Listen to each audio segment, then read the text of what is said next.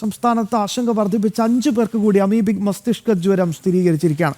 തിരുവനന്തപുരം സ്വദേശികൾക്കാണ് സ്ഥിരീകരിച്ചത്. ആനാട്, മംഗലപുരം, പോത്തങ്കോട്, രാജാജി നഗർ, പാങ്ങപ്പാറ എന്നിവിടങ്ങളിൽ നിന്നാണ് രോഗബാധ റിപ്പോർട്ട് ചെയ്തത്. വിവരങ്ങളുമായി പ്രശാന്ത് ശങ്കരമംഗലത്ത് ചേരുകയാണ്. പ്രശാന്ത്, എത്രത്തോളം ഗൗരവമാണ് ഇപ്പോൾ കാര്യങ്ങൾ?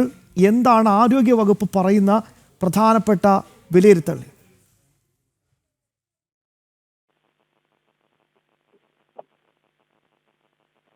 പ്രശാന്ത്, സംസ്ഥാനത്ത് വീണ്ടും അമീബിക് മസ്തിഷ്ക ജ്വരം പിടിപെടുന്ന ഒരു സാഹചര്യമാണ് ഉണ്ടാകുന്നത്. വീണ്ടും നിലവിൽ തിരുവനന്തപുരത്താണ് റിപ്പോർട്ട് ചെയ്തിരിക്കുന്നത്. 5 പേർക്ക് കൂടി ഈ അമീബിക് മസ്തിഷ്ക ജ്വരം സ്ഥിരീകരിച്ചു എന്നാണ് ഇപ്പോൾ ഏറ്റവും പുതുതായി ലഭിക്കുന്ന വിവരം. 5 പേരും തിരുവനന്തപുരം സ്വദേശികളാണ്. ആനാട്, മംഗലപുരം, പോത്തൻകോട് അടക്കമുള്ള രാജാജി നഗർ, പാങ്ങമ്പാറ എന്നിവിടങ്ങളിൽ നിന്നുള്ളവർക്കാണ് ഇപ്പോൾ ഈ മസ്തിഷ്ക ജ്വരം പിടിപെട്ടിരിക്കുന്നതെന്നാണ് മനസ്സിലാക്കാൻ കഴിയുന്നത്. സംസ്ഥാനത്ത് നേരത്തെ ഇത് മലബാർ മേഖലകളിൽ, അതായത് വടക്കൻ കേരളത്തിലായിരുന്നെങ്കിൽ ഇപ്പോൾ അത് തെക്കൻ കേരളത്തിലേക്ക് കൂടി ഈ വ്യാപിക്കുന്ന ഒരു സാഹചര്യം കാണാൻ കഴിയുന്നുണ്ട്. നിരവധി പേർ സംസ്ഥാനത്ത്, അതായത് ഈ തിരുവനന്തപുരം മുതൽ ആലപ്പുഴ അടക്കമുള്ള തെക്കൻ കേരളത്തിലും അതോടൊപ്പം തന്നെ മലബാർ മേഖലകളിലും അടക്കം ഈ രോഗം പിടിപെടുന്ന ഒരു സാഹചര്യം ഉണ്ടാകുന്നു. ഇപ്പോഴും ഇത്തരത്തിൽ ഈ വിഷയത്തിൽ എത്ര കണ്ട് ഗൗരവം സംസ്ഥാനത്തെ ആരോഗ്യവകുപ്പ് സ്വീകരിച്ചിട്ടുണ്ടെന്ന് നമുക്ക് മനസ്സിലാക്കാൻ കഴിയില്ല. കാരണം ഇത്തരത്തിൽ രോഗം പിടിപെടുമ്പോഴും ഉറവിടമടക്കമുള്ള കാര്യങ്ങളിൽ അവ്യക്തത ഇപ്പോഴും തുടരുകയാണ്. മാത്രമല്ല, ഈ ജലം കെട്ടിക്കിടക്കുന്നതിൽ നിന്നാണ്, അതായത് ജലാശയങ്ങളിൽ കുളിക്കുന്നതോടൊപ്പം തന്നെ എന്നിവിടങ്ങളിൽ നിന്നാണ് ഈ അമീബ ശരീരത്തിലേക്ക് പ്രവേശിക്കുന്നതെന്നാണ് ഈ ആരോഗ്യവകുപ്പ് പറയുന്നത്. അങ്ങനെ പറയുമ്പോഴും പല സ്ഥലങ്ങളിൽ ഇത് റിപ്പോർട്ട് ചെയ്തൊരു സാഹചര്യവും ഉണ്ടാകുന്നുണ്ട്. മാത്രമല്ല, കിണർ വെള്ളത്തിൽ പോലും എത്ര കണ്ട് സുരക്ഷിതമുണ്ടെന്ന് ഇപ്പോൾ പറയാൻ കഴിയാത്തൊരു സാഹചര്യമാണ് ഉണ്ടാകുന്നത്.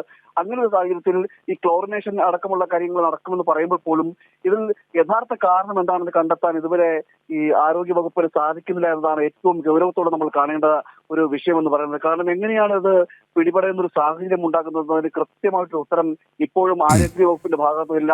മാത്രമല്ല, ഇത്തരത്തിൽ നിരവധി പേർ ഈ അമീബിക് മസ്തിഷ്ക ജ്വരം ബാധിച്ച് മരണമടയുന്ന ഒരു സാഹചര്യം ഉണ്ടാകുന്നു.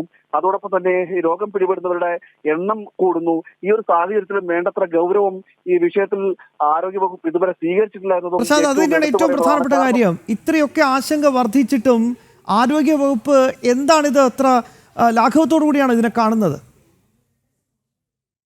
തീർച്ചയായും നമുക്ക് അങ്ങനെ തന്നെ പറയേണ്ടി വരും. കാരണം ആരോഗ്യവകുപ്പ് ഈ കാര്യത്തിൽ സ്വീകരിക്കുന്നത് വളരെ ലാഘവത്തോടുള്ള സമീപനമാണ് ആരോഗ്യവകുപ്പ് സ്വീകരിക്കുന്നത്.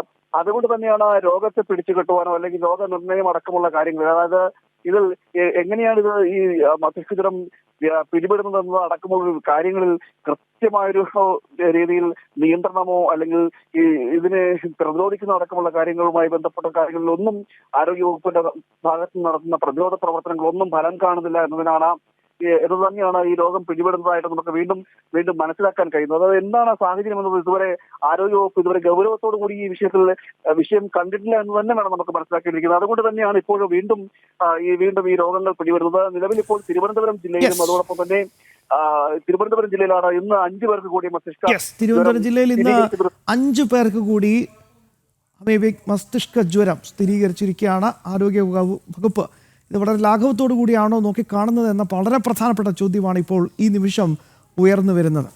പ്രശാന്ത് ശങ്കരമംഗലത്താണ് വിശദാംശങ്ങൾ നൽകിയത്.